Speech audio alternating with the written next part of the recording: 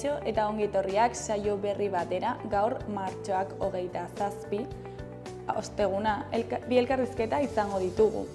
Alde batetik, Mikel Gerrarekin egongo gara, Kirola eta Mendi taldeko elkarteko kidea dena. Aurten, Lafugaren bigarren edizioa ospatuko dute maiatzaren 17an, eta oraingo honetan, Mendi lasterketa izan ordez, Mendi martxa egingo dute, eta honen inguruan hitz egitera dator.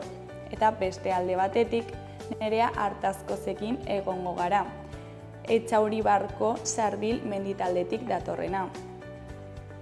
Larunbat honetan, martxoaren 29an, Etxauribarko Itzulia Mendi martxa egingo dute, eta diruaren zati bat SOS Himalaia Fundaziora bideratuko dute. Honen inguruan hitz egingo dugu Nerearekin, baina elkarrizketa hauekin hasi baino lehen goazen gure betiko edukia ikustera.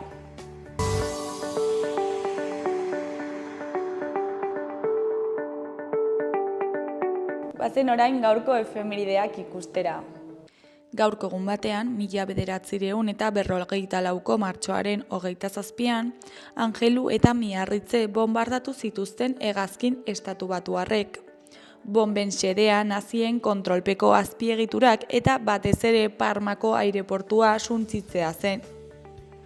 Urte batzuk geroago, 1971ko martxoaren 27an, Javier Batarrita Elespuru hil zuen Espainiako Guardia Zibilak errepideko kontrol batean. Etako kidea zelakoan, nahastuta, buruan tiroa eman eta ondoren beste 58 tiroz josi zuten. Auto berean zioan Martin Ballesteros larri zauritu zuten. Garaiko agintari frankistek zoritxarreko istripu izendatu zuten gertakaria eta ez zuten inor zigortu. Boluetako krimena gisa bataiatuta geratu da jende askoren oroimenean. Egun berean baina 1976ko martxoaren 27an, 24 orduak euskaraz ekimenaren barruan Donostia, Loiola, Iruña eta Bilboko herri irratiek 24 orduko euskarazko irratsaioa egin zuten, lege frankistek utzitako zirrikitu bat baliatuta.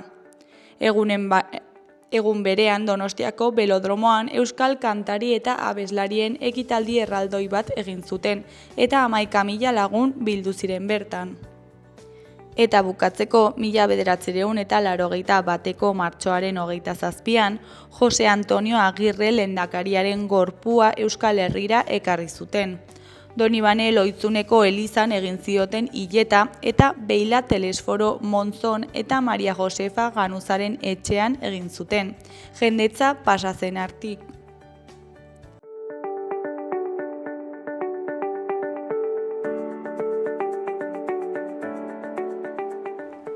Gaurko, biharko eta asteburuko agenda errepasatuko dugu orain.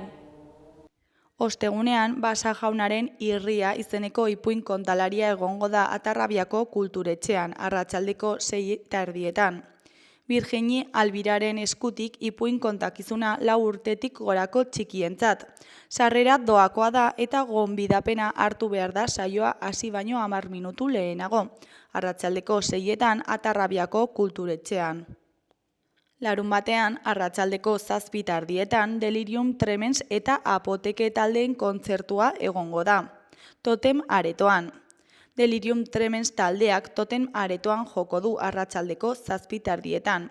Oholtza gainean bidelagun Apoteke taldea izango da. Sarrerak aldez aurretik 15 euro eta bertan 18.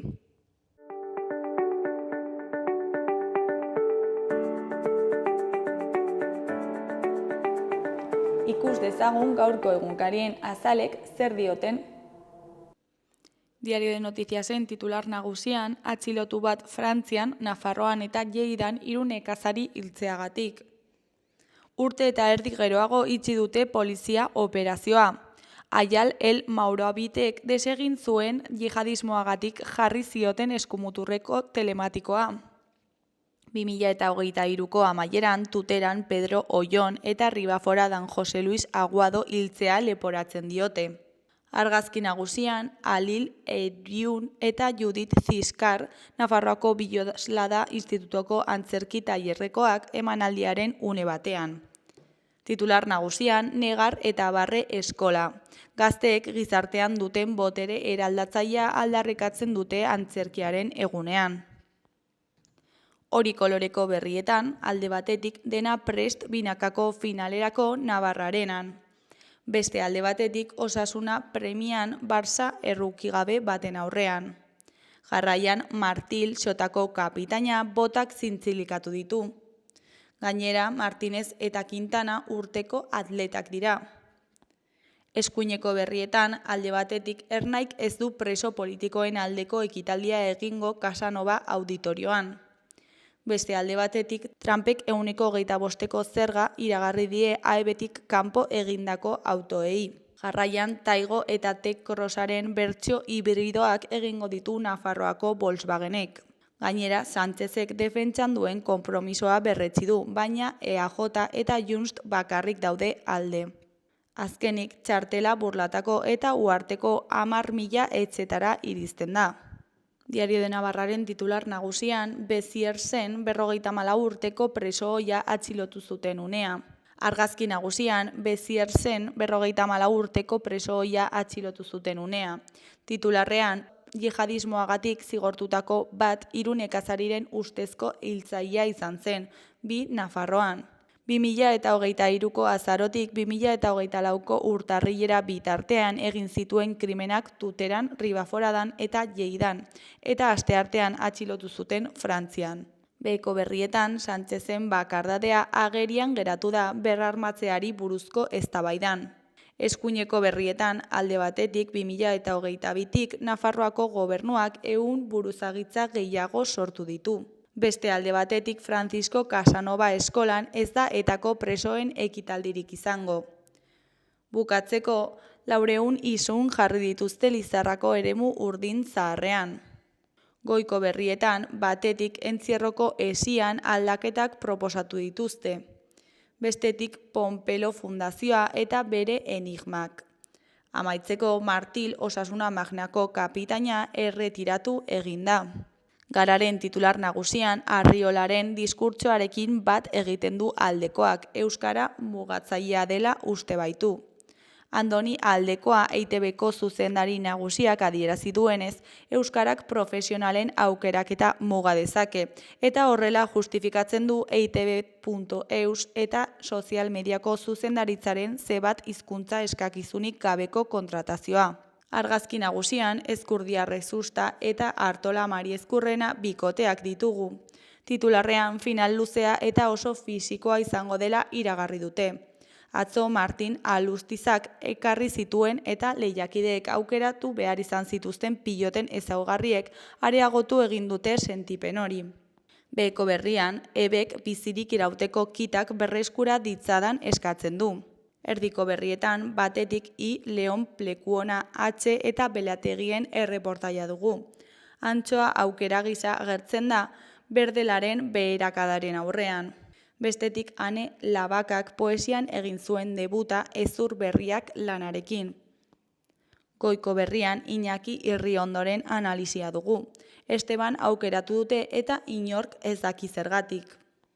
Berriaren titular nagusian laguntzen digun eta indarra ematen digun jendea behar dugu. Donostiako udaltzaingoak 11 migratzailek Manteo auzoan eraikitako etxolak desegin zituen iragan ostegunean, eta etorkinak kale gorrian daude ordutik.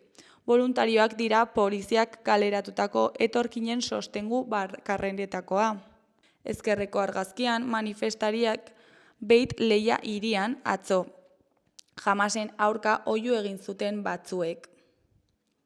Titularrean manifestazioak egin dituzte Gazan erasoak amaitu daitezela eskatzeko. Eskuineko argazkian Gipuzkoako diputatu nagusia den Eider Mendoza dugu. Honen arabera alderdiak behin eta berriro esan du zein den bere irizpidea, Ezkio itsaso. Ezkerreko berrietan batetik Europako Batasunak larrialdietarako oinarrizkoa biltzeko eskatu die herritarrei. Bestetik oiloaren fruitua. Arrautza proteina iturri osoena eta merkeena da, eta ikergai dute zientzian. Jarraian Ane Labakaren lehen poesia lana dugu, Hezur berriak izenekoa. Bukatzeko pilotekin dudan izan arren, aitzakiarik gabe jokatuko dute binakako txapelketako finala. Euskal Herria Irratiaren titular nagusian, planetarioko dorrea ez dutela eraitsi beharko dio txosten teknikoak. Zuhiltzaileen erantzun azkarrak eta suaren kontrako ate bereziek ekidin zituzten kalte larriagoak. Orain proiekzio gela osoa berreraiki beharko da planetarioak normaltasuna berreskura dezan. Eskuineko berrietan, goikoan Bilabesako langilea den Mikel Gerraren hitzetan, 10. lanuzte egunean ere langileek bat eginda segitzen dugu. Baldintza duinak zerbitzu duin baterako. Izenburu hori duen oharra plazaratu dute Bilabesetako langile eta lab sindikatuko ordezkariek. 10. lanuzte eguna dute eta TCC Moventis enpresak, Iruñerriko mankomunitateak eta Nafarroko gobernuak ere ez dute pausurik ematen euren egoera desblokeatzeko. Datozen asteetan lanuzteekin segituko dute, astelehen, asteazken eta ostiraletan eginen dituzte. Behekoan San Ferminetako entzierroko esia aldatzeko proposamena egin du Peinen Federazioak. Telefonikako tartean, esia erabat estaltzea proposatu dute entzierroko parte hartzaileak ez daitezen bertan gelditu. Entzierroko ohiko lasterkariaik babesten dute proposamena.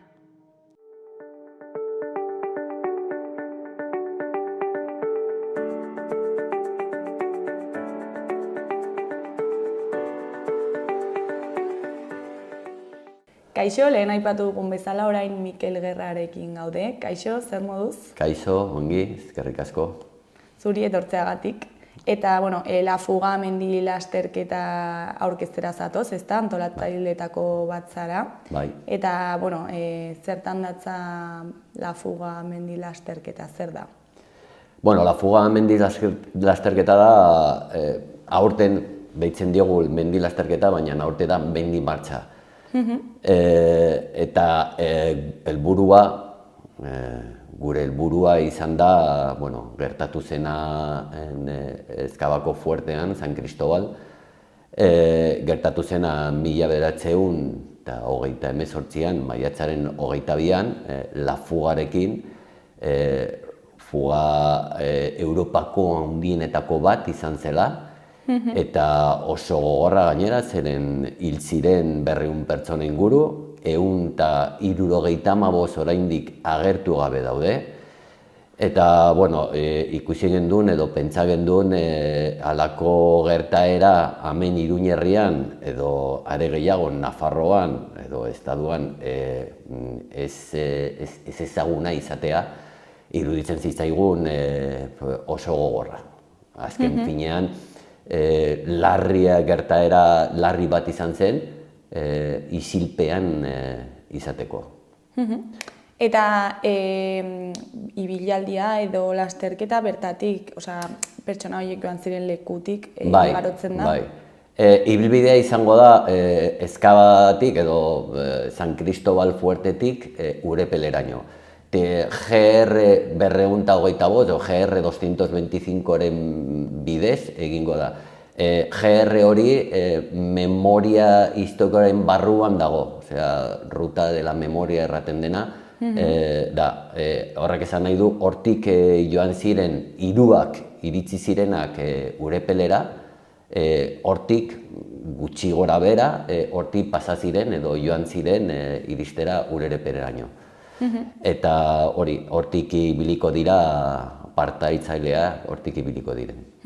Eta zer nolako ibilbidea da, zenbat kilometro ditu, menditik zehar da? Aurten mendi martxarekin 3 distantzia desberdina ditugu. Bada originala, 253 kilometrokoa, 1800 desnibel positiboa, eta 2200 negatiboa, horrek esan nahi du, igotzen zara asko, baina askoz gehiago jaisten zaren.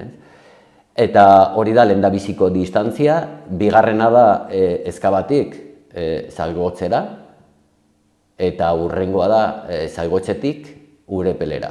Zeren pentsatzen dugu 53 kilometro pertsona batzuentzako asko da, baina erdian jarri eta edo bi distantzia motza jarri aukera ematen dizut zuk ere egiteko, eta memoriarekin pixka bat lotzeko ere.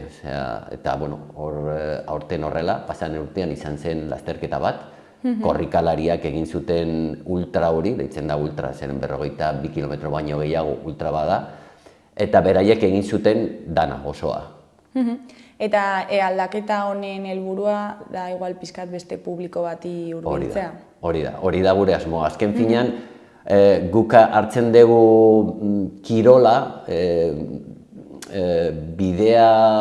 kirolaren bidea kontzientziatzeko jendeari.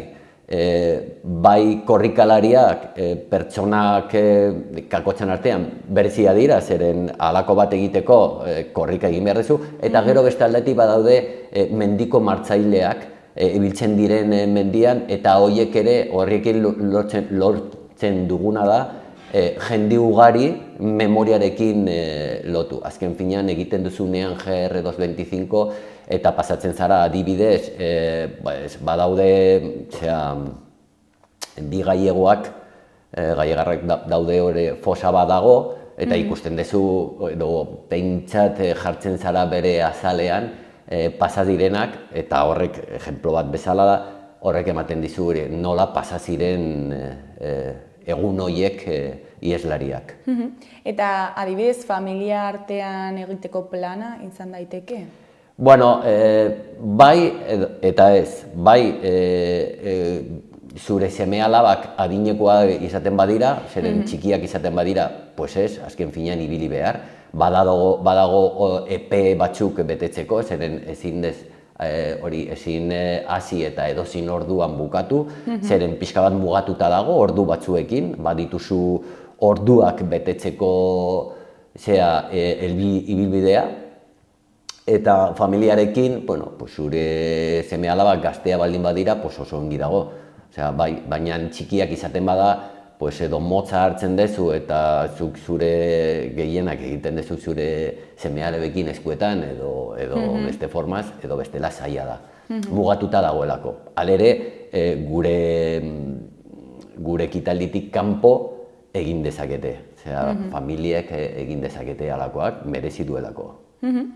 Eta gero, hau antolatzen duzue hainbat udalen artean, ezta? Eta gero antolatzaileak baita ere, eta zeintzuk daude pixkat honetan inplikatuak. Bai, zorionez, pasaden urtean sortu zenean asmoa, pentsa gendun alde batetik firma pribatuak ezin hartu, zeren ezin dezu lotu memoria firma pribatu bati, edozein, imaginazazu, ez dakit, edozein firma, jarri, lotu memoriarekin. Iruditzen zitzaigun hori ezinezkoa zela, orduan joan ginen udaletxeetara, bai Nafarroko gobernura, atea jo eta benetan jaso genuena, erantzuna jaso genuena izan zen izugarria. Ikusi genuen bere laguntzarekin hau izan zela posible, eta aurten berri egin dute, eta beso zabalik hartu dute asmoa, eta oso pozik gaude. Baina egiten dugu hori, udaletxe iaia GR 225 inguruan udaletxe guztiak daudenak inplikatuta daude, gehi Nafarroko gobernua.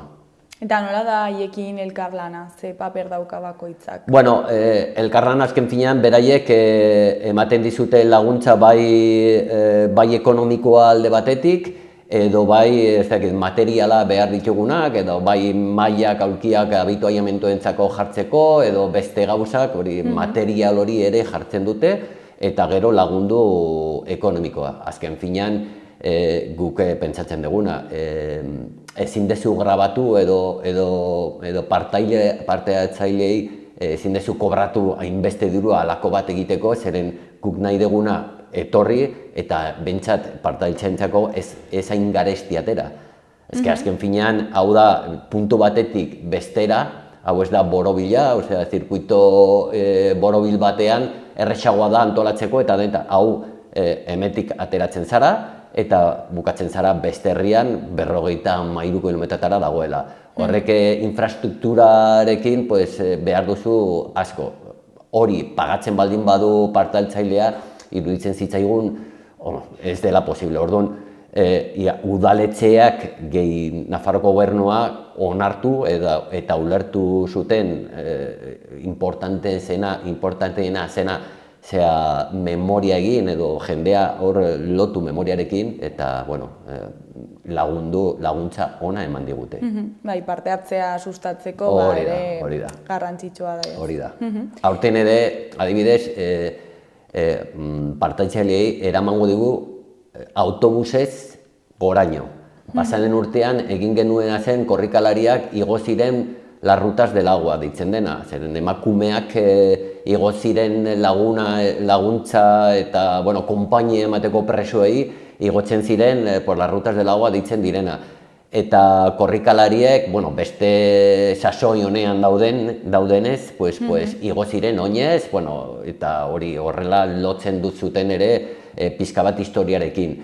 Baina hemen ikusten dugu desberdina dela, martxistak desberdina dira. Orduan hartu dugu konpromisoa igotzeko autobusen medioz goraino. Eta hortik ja hasiko da mendi martxa. Eta aurtengo edizioa bigarrena izango da, ez da? Bigarrena. Pasaren urtekoa nolakoa izan zen? Nola joan zen, zer moduz joan zen parte hartzea? Aipatu dugu ezberdina izan zela, ez? Lasterketa modukoa izan zela eta aurten martxa moduan dela. Baina, nola joan zen, zein da valorazioa? Kirola da, azken finean. Alde batetik korrikalariak, korrikaladiari eta martxista bestaldetik. Pasaden urtean izan zen korrikalariak. Eta pentsa, esan deguna, 53 kilometro diren. Hori normalean, zuk ikusten baldin badezu ultra zenbat jende apuntatzen den, ultra batera zenbat jende apuntatzen den, eta guk lortu genuena da oso arrakastatsua izan zen. 300 pertsona baino gehiago apuntatuta.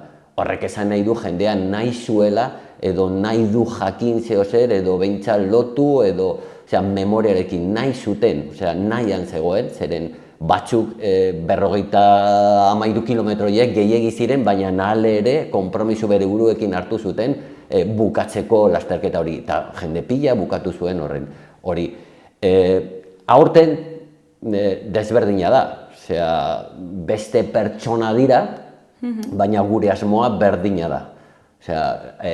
Bendi martxista direnak ibiltzen dira asko, baina beste, ahaztu zaite, galdera, zuren galdera, ez bakit hitz egiten ari nintzen horre buruz, baina ez dakit zer gaitu zen. Zer moduz, zer moduz pasazen, nola izan zen, azkena, barka idazu, oso arraskatatzua izan zen, ez genuen espero inbeste jendea, bai? Espero dugu, ja datorren artean, mendiko lasterketa izango dela berriro, zeren urte bat izango da lasterketa, urrengoa mendi martxa, eta horrela, ez? Eta espero dugu urrengoa gehiago izatea, baina oso pozik bugatu ginen. Jendea gainera, gugana etorri esatera, eskerrik asko ematen, hori halako prestakuntza egiteagatik, halako antolakuntza egiteagatik. Oso pozik bugatu ginen pasan urtean. Primeran, ez, orduan. Eta gainera lehenengoa izan da ez dela erresa. Hori da, lehendabizikoa beti da zaiena. Gero denborarekin hau funtzionatzen da, edo rede sozialetan, eta datorren urtean segurazki desberdina izango da, zeren ja pixka bat ezagunagoa izango da, ez? Baina lehendabizikoa beti zaila da. Eta alere, 300 pertsona baino gehiago lortzea, guretzat izan zen, kriston postasuna. Eta hain luzea izan da, bidean zehar, ezakite, voluntarioak dituzue, eta nola joan zen parte hartze hori? Hori aipaigarriago da, bolondrezak izan ziren pila. Hau antolatzeko behar duzu jende pila.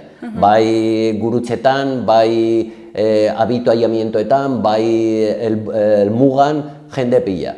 Ia 100 pertsona izan ziren inguruan hau zutik mantentzeko, voluntarioak. Eta voluntarioek dira orduak eta ordua pasa behar diren, bai mendian, bai urepelen baskaria prestatu edo bestea, eta guretzat hori izan zen, hori zabaldu genuen deia, behar genuena voluntarioak agertu ziren pila. Horrek ere, horrek ere esan nahi du jendea memoriaren alde edo memoria nahi du egin gertaera, kasu honetan la fugaren gertaera, baina errepresioarekin pasa ginena, batez ere hemen Nafarroan, denos dakigu hemen ezen existitzen frente, hemen kunetetan badakigu jende pila oraindik dago agertu gabe, eta Nafarroan nabaritzen da jendean nahi du berreskuratu memoria hori, berreskuratu errepresioaren historikoa, agerian jarri eta berriro ez errepikatzeko posible baldin bada. Eta beti da polita jendea inplikatua ikustea, ez? Hori da. Hori betetzen zaitu, ikusten dezu nola hartzen du ze postasuna, ez dakit, nola hartzen du jendea, hori zuretzat antolatzailea zaren, ematen dizu, ez dakit, arrotasun txiki bat, ez dakit nola esan, baina, ezkedagi horrela jasotzen dugu.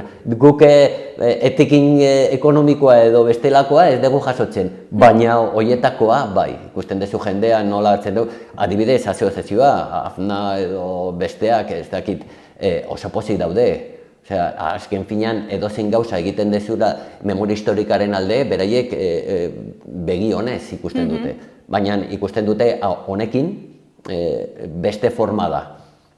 Zuk antolatzen baldin badezu antxerki bat, ongi dau, mugitzen du jendea, algo joena, baina hau desberdina da.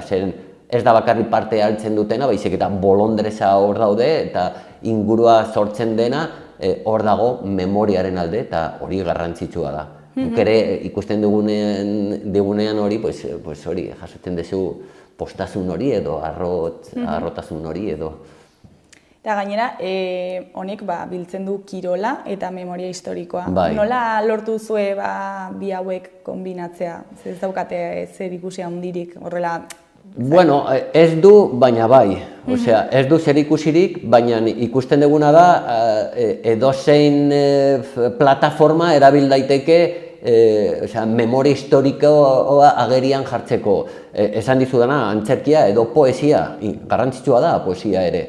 Edo liburu bat idatzi, edo dokumental bat egin, edo kalera atera eta manifestazioa egin, edo zein forma ona dau. Eta hau, kirolarena, ez dakit, ni kirolaria naiz, korrikalaria naiz, eta inguruan korrika egiten nuen lasterketetan, hau zegoen hor, azalean, zergaitik ez da egiten, hau, seria, ulertzen, eta hor zegoen, orduan nik orain dela 3 urte, hasiaian nengoen barruan, orain dela 3 urte hasi nintzen pentsatzen, posible izango litzatekela halako bat egitea. Joan nintzen Hiruherri atletiko taldea, Hiruherri ni naiz Hiruherri kidea, eta joan nintzen beraien gana esatea, asmo hau daukat, laguntza behar dut, alde zaudete, eta beso zabalik esan aurrera. Eta beraiek hasi ziren nirekin, gaur egun desberdina da, gaur egun asoziazio bagara, La Fuga mendia, La Fuga mendi lasterketa ez, La Fuga oroimena eta kirola, eta horrekin ja lotzen dugu, asoziazio moduan lotzen dugu memoria eta kirola. Eta han barruan daude sartuta Hiruherri, Txurregi, BKE, Berezar Kirol elkartea, eta Erreniagako mendi taldea. Horrek esan nahi du, jende desberdina barruan gaudela, nahi dugu jende gehiago, asoziazio gehiago, nahi dugu poliki joango daudena, baina nahi dugu izan asoziazio zabal bat. Ez da hori lau laguneko tartean egiten duguna, baizik eta hau gizarteari zabaldu eta parte hartzean nahi duena hemen dago. Aukera hemen dago. Eta gero ere, pasaen urtean, bestelako programazio kultural bat ere programatu zenuten, ezta? Aurten ere egin duzu horrela? Bai. Aurten gainera asmoa hartu dugu emakumea eta errepresioa. Azken finean, guk hartzen dugu gertatu zena prisión de San Cristóbal edo San Cristóbaleko prisioan, hartu gendun gertaera hori, baina guk edo pentsatzen duguna, pentsatzen duguna, zabalagoa izan behar da. Orduan, emakume eta represioa hartu dugu aurten astearen memoria egiteko. Antsoainen antolatzen da eta hemen Berriozarren bebai. Esaten dizut, emakumea lotuta eta astean zehar, maiatzaren 17an izango da mendi martxa, baina beti hartzen dugu maiatza, 22an gertatu zelako hori iesa. Orduan, aste horretan hartzen dugu ekintza desberdina egiteko. Izango dira Antsoainen, Berriozarren eta baita Urepelen ere. Urepelen Jobinoren alaba joango da hitzaldi bat ematera, kontatzera bere aitaren historia, nola izan zen bere iesa, eta joango da Urepelera kontatzera. Beraiek, guretzati, Urepeleko da gehiegi, gugatik egin duena da gehiegi. Azken finean, beraierin gabe ez gara inor. Hartu du ere asmoa buru belarri sartu da gurekin eta eskertzen dugu.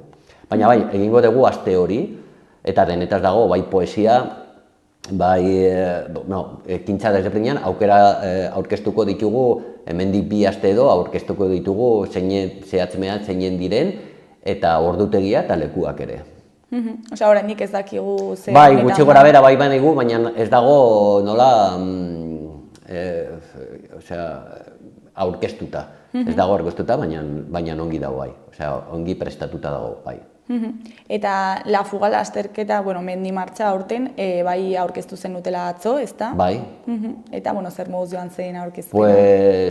Atzoko aurkezpena oso pozik gaude horrekin. Medio ugari agertu ziren, horrek esan nahi du memoriaren alde daudela, ala dirudi behintzat, edo nahi dute irudia eman, edo zabaldu memoria, eta alde horretatik oso pozik bukatu ginen. Etorri ziren ere udala guztia, bai alkate gehiena, Nafarroko gobernuaren ere etorri ziren, Mendiko Federazioa, Nafarroko Mendiko Federazioaren etorri zen, eta hemen esango dut, hau dago sartuta, ibilbideko luzearen zirkuituan sartuta dago, bai Nafarroko Mendi Federazioan, bai Euskal Mendiko Federazioan. Bitan dago sartuta mendi martxa. Horrekin nahi dugu lortu jende gehiagori iritsi. Posible baldin bada, bai Euskal Herrian zehar edo estatuaren zehar iritsi, ongi. Baina asmo horrekin jarri genduen barruan, zirkuituaren barruan. Eta hori oso pozik bukatu ginen atzoko prentsaurrekoarekin, oso pozik. Eta ez dugu komentatu, baina apuntatzeko epea noiz arte izango da? Epea izango da maiatzaren 15 arte, 2 egun baino lehenago.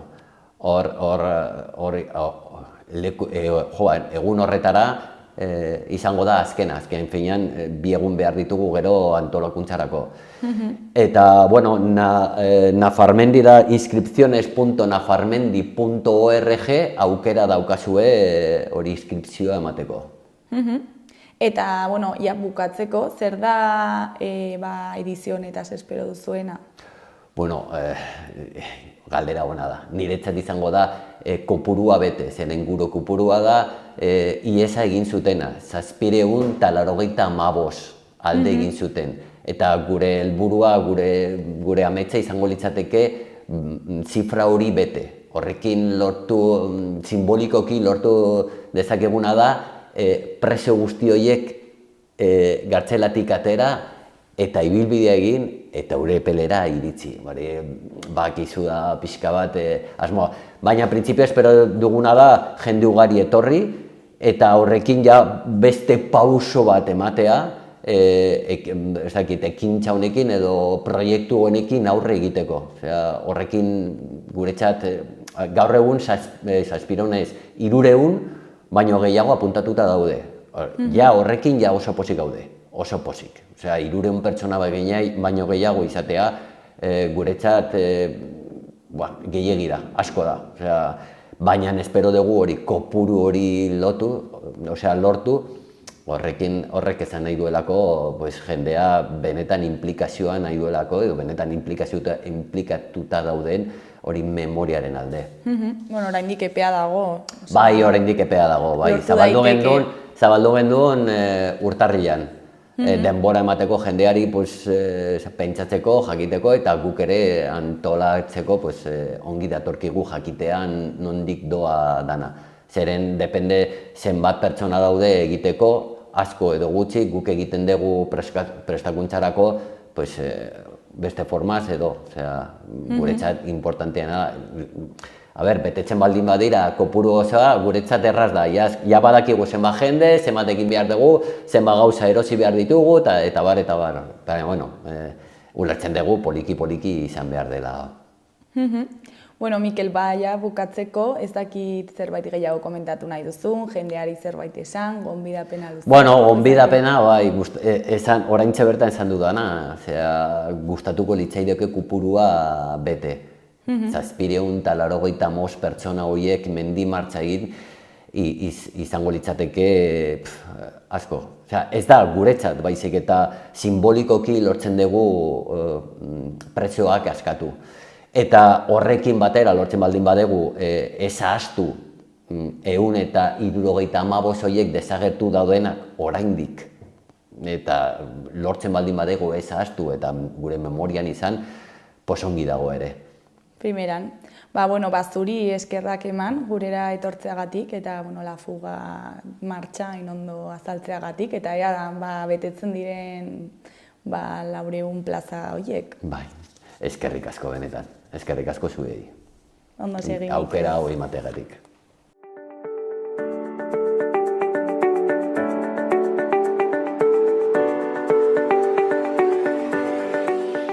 Gaurko eta biharko eguraldiaren iragarpena ikusiko dugu orain. Gaur, osteguna berdintsu jarraituko du aroak. Ipar edo ipar mendebaldeko haizearekin giro motel eta umelak jarraipena izango du. Kantauri isurialdean zerua lainotuta egongo da eta tarteka euria egingo du. Hegoaldean berriz han-hemenka sirimiria egingo du eta Nafarroa hegoaldean hodeitza zulatuago egongo da. Temperatura maksimoak aurreko eguneko maila berdintsuan geldituko dira. Ostiral gauean fronte hotz bat iritsiko da. Goizean eta arratsaldeko lehen orduetan kantauri isurialdean tarteka zirimiria egingo du, batez ere kostaldean. Hodeitza ez da hain trinkoa izango eta baliteke tarteka ostarteren bat irekitzea. Hegoaldean aldiz hodeitza saretuago egongo da eta ateri egongo da. Alabaina iluntzetik aurrera fronte bat gerturatuko da eta eguna giro bustiarekin amaituko dugu, batez ere ipar partean.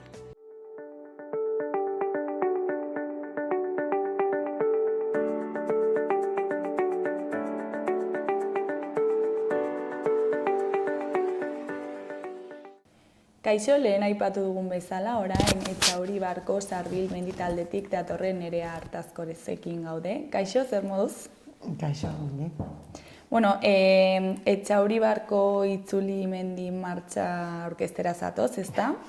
Eta Sos Himalaia elkartearekin, horren diruaren parte bat elkarte horretara bideratuko duzu, ezta? Bai. Eta horrekin sartu baino lehen, azaldu ezakezu pixkat zer den Sos Himalaia elkartea? Bai, Sos Himalaia da fundazio bat, sortu zela orain, 2009 urtean, eta sortu zen batez ere jarraitzeko Iñaki Otxoa de Olzaren lanarekin, Iñaki Otxoa hil zen 2008an Nepalen, mendi batean igotzen, eta berak hasitako lanarekin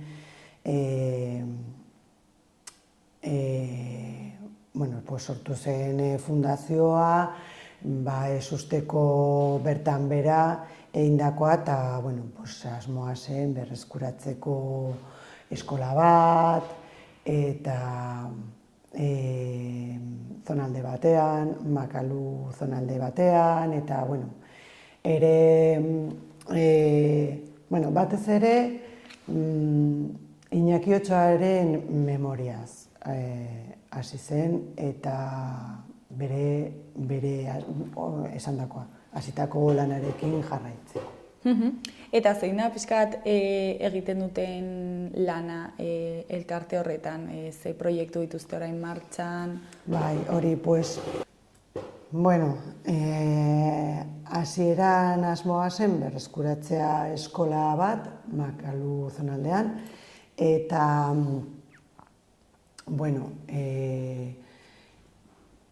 hasi ziren berreskuratzen, baina, da zona nahiko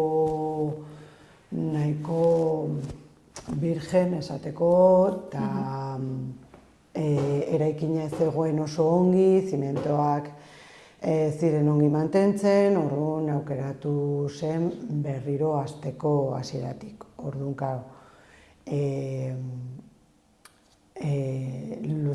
luzatu da denboran berriro eraikitzen eskola.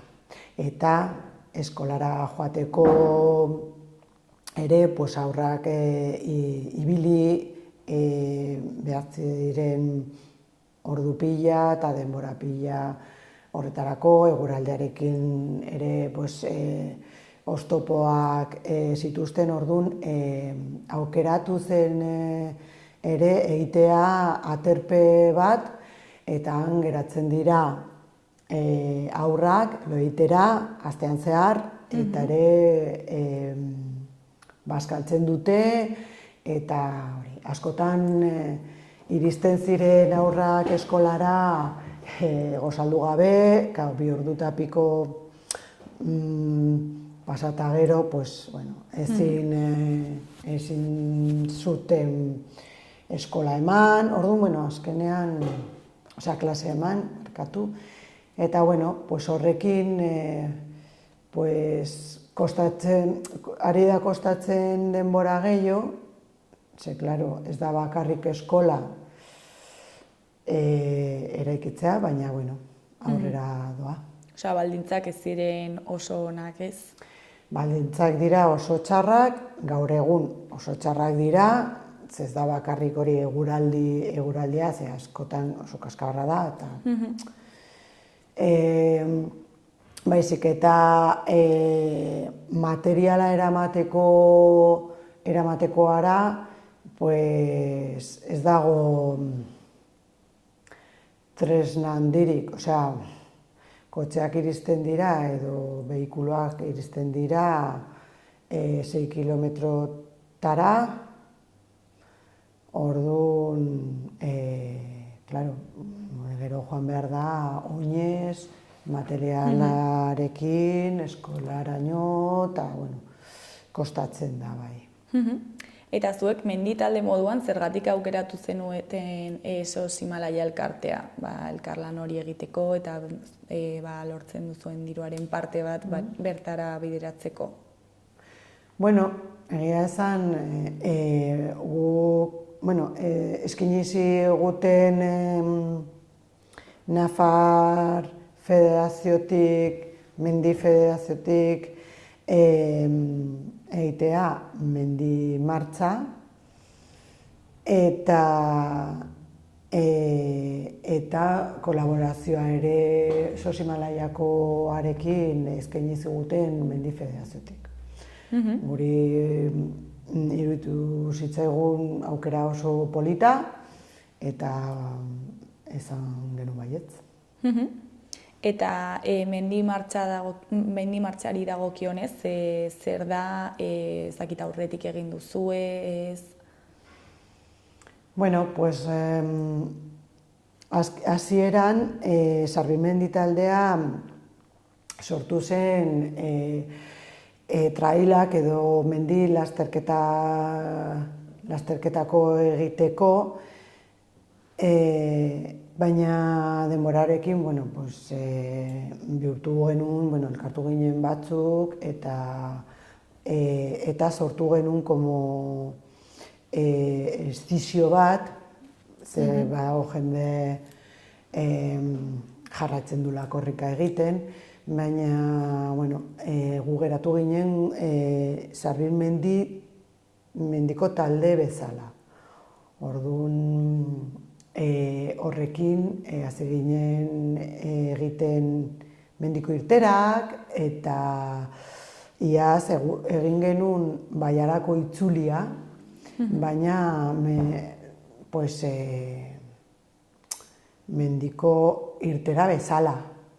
Eta nola puntatu zen jende asko, eta oso erantzun ona jaso genunez, aurten animatu gara publikoa edo egitera. Eta zergatik aukeratu duzue martxa formatua eta lasterketa formatua hor alde batera utzi duzue? Bai, hori, porque hasieran igual orain dela, ez dakit, 8 urte, igual esango genuke baietz, ez? Mendi lasterketa egitera, baina justo orain, momentu honetan gauden bezala, pentsatzen dugu, irekitzen dugula gehiago jendeari mendi martxa bat egiten baldin badugu. Azkenean ritmoa desberdina da, eta jende bai, publiko desberdinei. Bai, franja, adineko franja ere zabalagoa da. Eta, dira 30 kilometro, ez dira gutxi, baina, baduzu denbora, egun osoa egiteko. Eta gainera, baituzu, habituallamentoak, soporte, usteko soportea, ez? Eta, ez dakit, horrezagatik batez. Eta hau dena antolatzeko, ez dakit laguntza izan duzue, kolaboratzaileak? Egiteko, zerbait egiteko, bada zerbait txikia edo handia, bada lasterketa edo martxa, beti behar duzu laguntzaik, ez? Gu gara 4, baina ez badugu jendeari gure atzetik, ez duzu ez ere egiten. Bai, justo honetarako eskatu dugu laguntza, ditugu larun baterako 50 bolondresa, eta dira asko, porque dira kilometro asko, lana oso handia, eta batzuk egingo dute lan txikiagoa edo denbora gutxiago, pero beste batzuk egonen gara egun osoa. Eta kirola egiteaz aparte, ere beste helburu batzuk ditu martxak, ezta? Ze helburu dira hauek? Bai, sortu zenetik izan da batzea Baiara. Ze Baiara dago zeharkatua ibaiarekin, Argako ibaiarekin, eta, modu batez, da batzea bi parte horiek, ez? Hori da gure helburua, ez? Jendea elkartzea, ezagutzea, eta beti mendiarekin, ez? Mendiarekin edo kirolarekin edo mendiko kirolekin lotuta. Beste alde batetik ere, pues, beste helburua da ezagutzea Baiara, Baiarako jendea, eta, bueno, pixka bat hortik datorrela. Osea, Baiarako jendea elkar ezagutzea, eta gero ere kirola sustatzea, ez? Bai, hori da. Kirolarekin, ez? Azkenean, bueno, da oso Baiara ezaguna, baina badaude puntu batzuk ez direla hainbeste ezaguna, ez?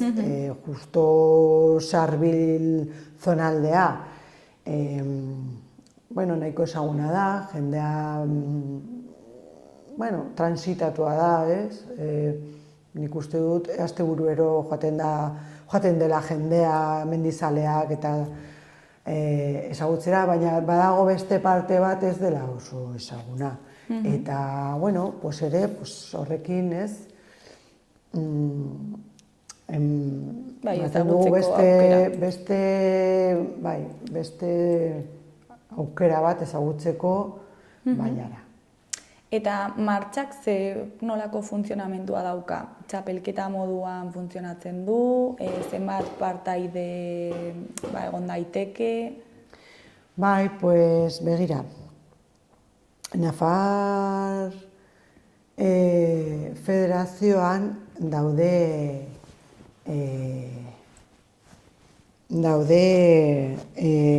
martxa batzuk parte hartzen dutela en el Campeonato Navarro de Marchas de Larga Distancia.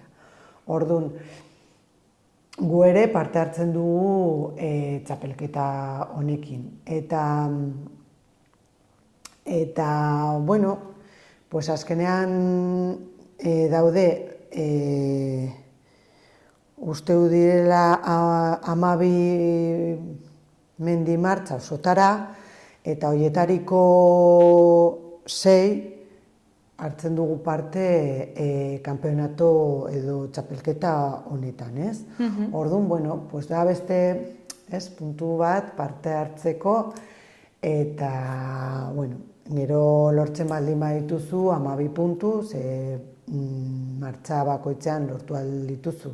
Bueno, lortu alduzu puntu bat edo 2 puntu, depende, distantzia, eta horrekin, pues, gero urtearen bukaeran jaso alduzu sari txiki bat, ez? Mendi federaziotik, Nafar federaziotik. Eta, bueno, parte gure mendi martzan, dago irekita parte hartzeko 250 mendizale, orain bete dira ja 200 inskripzioa, gaur arratsaldean 5etan itziko da ja inskripzioa egiteko epea, ze ja martxan jarri behar dugula ja aseguruak eta nola parte hartzen dugu txapelketa honetan, bete behar ditugu baldintza batzuk. Kontrolak, zeiatzeko kontrolak eta ez dakit zer abizen emateko, orduan, hori dena prestatu behar dugu ja, eta horretarako behar dugu denbora. Eta, bueno, ez dakit emango dien denbora, baina igual 2 ordu hauetan izena eman nahi dutenei, nola egin dezakete? Bai, bueno, pues Nafar Mendiko Federazio haren bidez, egin ahal da inskripzioa, eta, bueno, kostatzen du 17 euro, eta horietariko 2 euro joaten dira Sos-Himalaiaren fundazioarentzat. Orduan, bueno, animatzen den jendea, eta, eguraldia ere respetatzen digu, eta egun polita pasatzen du. Nerea bukatzeko, ez dakit zerbait gehiago komentatu nahi duzun, jendeari zerbait esan? Ez, bakarrik animatzeko jendea, batez ere, ez bada, dataren gatik, gure mendi martxan, beste aukera daude Nafarroan, emateko jendearentzat, parte hartzeko, eta animatzeko jendea parte hartzeko. Nerea, mila esker gurera hurbiltzeagatik eta zuen mendi martxa azaltzeagatik, eta ea zer moduz joaten den. Bale, eskerrik asko eta zuei, eta, zuek ere, nahi baduzue, gonbidatuak zaudete. Mila esker, ondo segi, agur.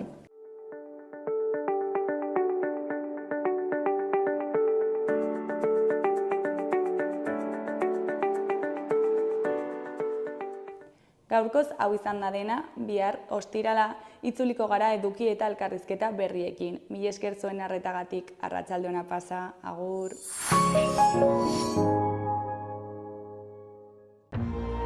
Gobierno de Navarra. Nafarroako gobernua.